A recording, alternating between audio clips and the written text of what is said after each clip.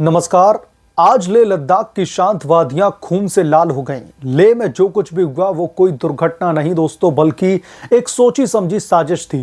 दरअसल सोनम वांगचुक नाम के तथाकथित क्लाइमेट एक्टिविस्ट ने भूख हड़ताल शुरू की और कांग्रेस पार्टी के नेता ने भड़काऊ बयान देने शुरू किए। तो नतीजा क्या निकला? 4 निर्दोष लोगों की मौत हो गई है। 59 लोग, जिसमें से तकरीबन 22 पुलिसकर्मी शामिल हैं। भारतीय जनता पार्टी के कार्यालय को जला दिया गया, पुलिस वाहन में आग लगा दी गई और अब कर्फ्यू लगाना पड़ा। दोस्तों, ये सिर्फ एक दंगा नहीं बल्कि देश की एकता पर एक बहुत बड़ा कुठाराघात था। आज हम इसी काले अध्याय को खोलेंगे और वांगचुक की उकसावे वाली बयानबाजी को एक्सपोज करेंगे। कांग्रेस पार्टी के नेता को भी दरअसल हम एक्सपोज करेंगे, जिसकी वजह से ये दंगे दरअसल भड़काए गए हैं। उस साजिश को भी बेनकाब करेंगे। आपको बताएंगे कि सीबीआई ने कैसे वांगचुक पर नकेल कसी है और गृह मंत्रालय अब इन गुस्ताखों पर क्या सख्त कार्रवाई करेगा। रिपोर्ट में आगे बढ़े उससे पहले आपसे आग्रह है कि प्लीज चैनल को सब्सक्राइब कर लें और अगर आपको ये रिपोर्ट पसंद आए तो प्लीज रिपोर्ट को लाइक जरूर करें। चलिए पहले समझते हैं लेह लद्दाख में आखिरकार हुआ क्या है। दरअसल 10 सितंबर को सोनम वांगचुक ने एक भूख हड़ताल शुरू की थी। मकसद क्या था इसका?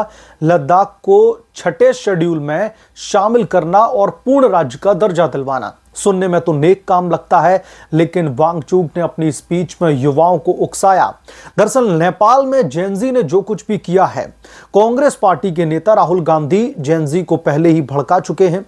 अब जेनजी का यहां पर भी इस्तेमाल करके उन्हें भड़काने की कोशिश की गई।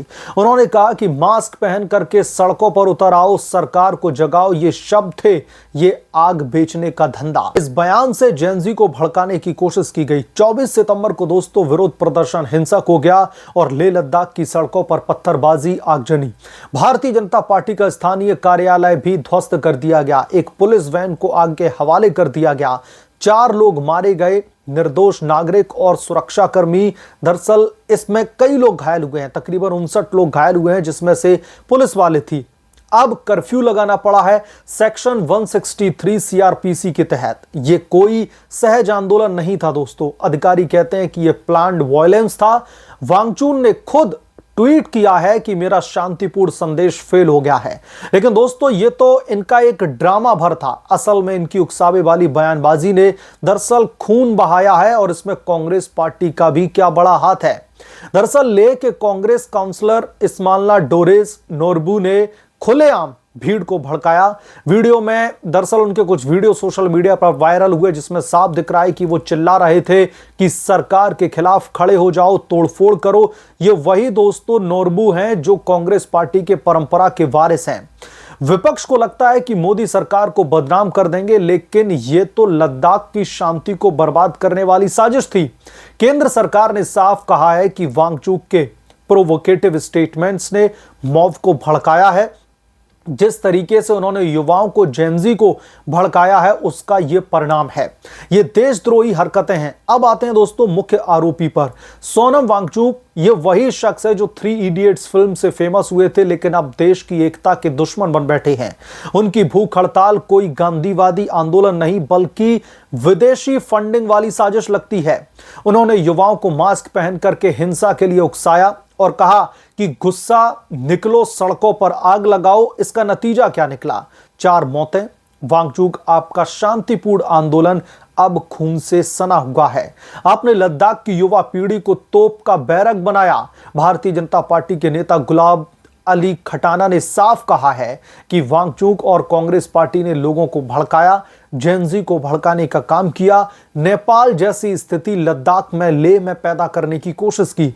मोदी जी ने ही लद्दाख को यूनियन टेरिटरी का स्टेटस दिया, ट्राइबल स्टेटस बढ़ाया, जिसके जरिए काफी वहां पर उन्नति देखने के लिए मिली। लेकिन ये लोग तो बस अराजकता फैलाना चाहते हैं।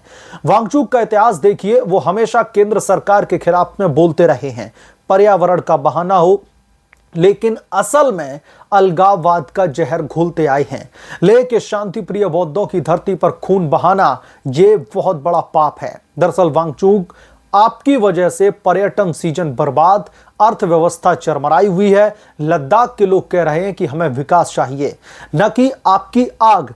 अब कांग्रेस पार्टी की जरा हम बात कर लेते हैं। समानला डोरेज नोरबू जैसे नेता कांग्रेस पार्टी के असली फेस हैं वहां पर। उन्होंने भीड़ को दरअसल इंसाइट किया। वीडियो वायरल है सोशल मीडिया पर। कांग्रेस पार्टी का पुराना इतिहास लद्दाख को हमेशा हाशिए पर रखना था। आर्टिकल 370 हटाने पर चुप्पी साधी। अब स्टेट हुड के नाम पर दंगे भड़काए गए। भारतीय जनता पार्टी के आईटी हेड अमित मालवीय ने कहा है कि यह कांग्रेस पार्टी की नेफेरियस डिजाइन है। बांग्लादेश नेपाल जैसी अशांति फैलाने की एक कोशिश है। राहुल गांधी की पार्टी अब जेनजी को दरअसल यूज कर रही है, जैसे दरअसल उत्तराखंड में पेपर लीक प्रोटेस्ट में किया था। नोरबू आपका भड़काऊ बयान लेको जला गया। कांग्रेस आपकी साजिशें बंद करो। देश आपका नहीं बल्कि मोदी का है। अच्छी खबर दोस्तों यह है कि कानून अपना काम कर रहा है। कल तक जो है 25 सितंबर तक यानी कि सीबीआई ने वांगचुक पर नकेल कस दी है। उनकी institution Himalaya institute of alternatives यानी कि HIAL और SEC मॉल पर दरअसल वायलेशन का प्रिलिमिनरी इंक्वायरी जो है शुरू कर दी है। उनके खिलाफ में शिकायत भी दर्ज कर दी गई है। विदेशी फंड्स बिना रजिस्ट्रेशन के लिए MHA की शिकायत पर सीबीआई ने छापा मारा है कि उन्हें विदेशी फंडिंग मिल रही है।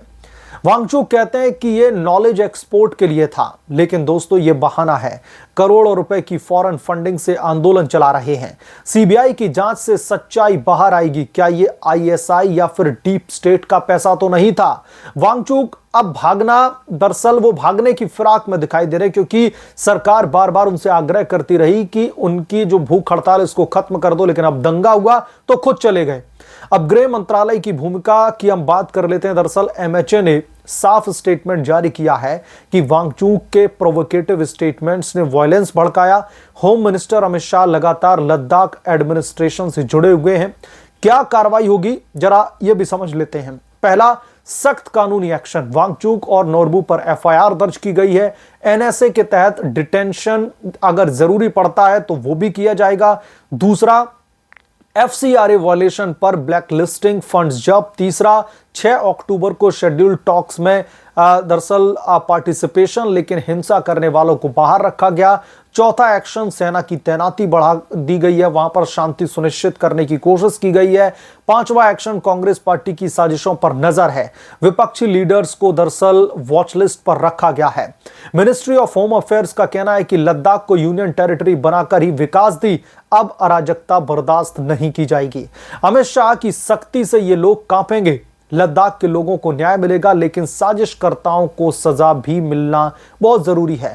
दोस्तों, लेह का ये काला पन्ना हमें सिखाता है कि शांति ही हमारी ताकत है। वांगचुक और कांग्रेस पार्टी ने युवाओं को गुमराह किया है, लेकिन मोदी सरकार विकास की राह पर है। लद्दाख को यूनियन टेरिटरी देकर के ट्राइबल प्रोटेक्शन दिया, जिले बढ़ाए गए, पर्यटन को बूस्ट किया गया, और अब गृह मंत्रालय की सख्ती से यह दरअसल साजिश रुकेगी। यानी कि क्लाइमेट एक्टिविस्ट के नाम पर जो धरना प्रदर्शन लंबे समय से सोनम वांगचुक कर रहे थे, बार बार गृह मंत्रालय की तरफ से, सरकार की तरफ से उनसे रिक्वेस्ट की गई कि आप इस भूख हड़ताल को खत्म कर दीजिए, लेकिन वांगचुक के कान पर जूं तक नहीं रेंगी। लेकिन जब कल दंगे हुए, बड़े पैमाने पर लोगों की मृत्यु हो गई, बड़े पैमाने पर लोग घायल हो गए, जिसमें हमारी CRPF और पुलिस के जवान भी शामिल हैं। जब देखा कि अब यहां पर सरकार कोई कड़ा एक्शन लेने वाली है, तो फिर अपना धरना प्रदर्शन, अपना भूख हड़ताल का आंदोलन छोड़ करके एक चुटकी में सोनम वांगचुक गायब हो गए। अब सरकारी फरमान जारी किया गया है, एक एक करके विच हंट किया जा रहा है। जिन लोगों ने भी इस दंगे को भड़काने की कोशिश की है, चाहे सोनम वांगचुक हो या फिर कांग्रेस पार्टी के जो भी नेता हैं, जिनको लेकर के लगातार भारतीय जनता पार्टी हमलावर है, इन सबको दरअसल अब लपेटे में लेने की तैयारी चल रही है। इतना ही नहीं, वांगचुक के ऊपर तो दो तरफा कार्रवाई हो रही। पहला, ये दंगे भड़काने को लेकर के। दूसरा, जो विदेशी फंड उनके पास में आ रहा था, उस पर सीबीआई की दरअसल गाजगिरी है। सीबीआई अब इस मामले की इन्वेस्टिगेशन कर रही है कि आखिरकार इतना मोटा पैसा कहां से आ रहा है, जिसे आंदोलन के लिए इस्तेमाल किया जा रहा था। कहीं ये फंडिंग ISI की तरफ से तो नहीं दी जा रही थी। बहुत सारी ऐसे सवाल हैं दरअसल जिनके बेसिस पर इन्वेस्टिगेशन आगे बढ़ रही है और अब देखना दिलचस्प होगा कि इस मामले में क्या बड़ा और कड़ा एक्शन लिया जाता है। बहरहाल आप क्या सोचते हैं इसके बारे में, आपकी क्या राय है, हमें कमेंट करके जरूर बताएं। जल्द मिलूंगा किसी दूसरे बड़े अपडेट के साथ में, तब तक के लिए धन्यवाद। अगर आप लोग चैनल पर नए हैं तो प्लीज चैनल को सब्सक्राइब करें, साइड बने बेल आइकन को जरूर प्रेस करें ताकि जैसे ही मैं कोई नया अपडेट लेकर के आऊं तो इसकी जानकारी सबसे पहले आपको मिले।